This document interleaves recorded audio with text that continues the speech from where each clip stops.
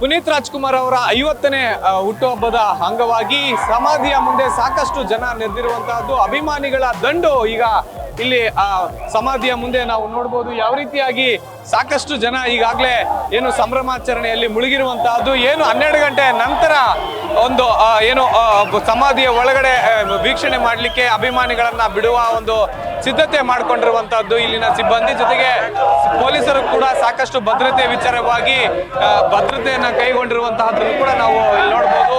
ಸಮಾಧಿಯ ಮುಂಭಾಗದಲ್ಲಿ ಸಾಕಷ್ಟು ಡ್ಯಾನ್ಸ್ಗಳನ್ನ ಕೂಡ ಹಾಡ್ತಾ ಅಥವಾ ಸಾಂಗ್ಗಳನ್ನ ಹಾಕೊಂಡು, ಅಂದ್ರೆ ಯಾವುದೇ ರೀತಿಯಾದಂತಹ ಸೌಂಡ್ಗೆ ಇಲ್ಲಿ ಅವಕಾಶ ನೀಡಿರಲಿಲ್ಲ. ಆದ್ರೆ ಇಲ್ಲಿ ಏನೋ ಒಂದು ಆಟೋ ಇದೆ, ಆ ಒಂದು ಆಟೋದಲ್ಲೇ ಸಾಂಗ್ಸ್ ಅನ್ನ ಪ್ಲೇ ಮಾಡಿಕೊಂಡು ಒಂದು ಡ್ಯಾನ್ಸ್ ಅನ್ನ ಕೂಡ ಆಡ್ಕೊಂಡು ಇರುವಂತಹದ್ದು. ಇನ್ನು ಇಲ್ಲಿ ಅಪ್ಪು ಅಭಿಮಾನಿಗಳು ಕೂಡ ಸಾಕಷ್ಟು ಜನ ನೆರೆದಿದ್ದಾರೆ, ಅವ್ರನ್ನ ಕೂಡ ಮಾತಾಡಿಸ್ತಾ ಹೋಗ್ತೀನಿ. ಅವರು ಏನು ಯಾವ ರೀತಿಯಾಗಿ ಈ ಒಂದು 50ನೇ ಹುಟ್ಟುಹಬ್ಬವನ್ನು ಆಚರಣೆ ಮಾಡ್ಲಿಕ್ಕೆ ಸಿದ್ಧತೆ ಮಾಡ್ಕೊಂಡಿದ್ದಾರೆ ಅಂತ. ಮೇಡಮ್, ಇಷ್ಟೊತ್ತು ರಾತ್ರಿಯಲ್ಲಿ ಬಂದಿದ್ದೀರಾ, ಏನ್ ಅನ್ಸ್ತಾ ಇದೆ?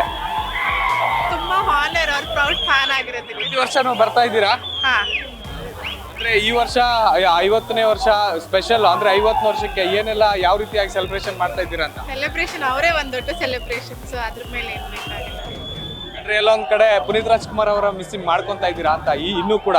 ತುಂಬಾನೇ ಆಬ್ವಿಯಸ್ಲಿ ಅದು ಫುಲ್ ಜೀವನ ಇರೋವರೆಗೂ ಇದ್ದಿತ್ತೆ, so nothing can be change. Very grateful to be his fan ಅಷ್ಟೇ.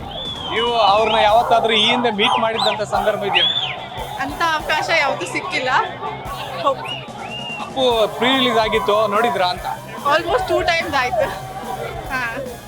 ಏನೋ ಈಗಾಗಲೇ ಸಂಭ್ರಮಾಚರಣೆಯಲ್ಲಿ ಸಾಕಷ್ಟು ಅಭಿಮಾನಿಗಳು ಇಲ್ಲಿ ತೊಡಗಿರೋದನ್ನ ನಾವು ಗಮನಿಸ್ತಾ ಇದ್ದೀವಿ. ಸಾಕಷ್ಟು ಜನ ಅಂದ್ರೆ ಪಟಾಕಿಯನ್ನ ಸಿಡಿಸ್ತಾ, ಜೊತೆಗೆ ಡ್ಯಾನ್ಸ್ಗಳನ್ನ ಹಾಡ್ತಾ ಸಂಭ್ರಮಾಚರಣೆಯನ್ನ ಮಾಡ್ತಾ ಇದ್ದಾರೆ. ಇನ್ನೂ ಕೂಡ ಅಭಿಮಾನಿಗಳ ದಂಡು ಸಮಾಧಿ ಹತ್ತ ಬರ್ತಾ ಇರುವಂತಹದ್ದು.